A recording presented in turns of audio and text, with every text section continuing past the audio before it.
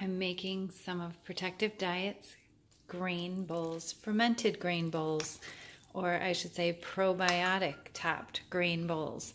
I started off with some brown rice and millet ramen, and I cooked them in Protective Diet's plant-based broth mix, and I topped, and I threw in some kale, some carrots, and some bell peppers when that was simmering, and I topped them with all of my different ferment toppings that are handy in my refrigerator door.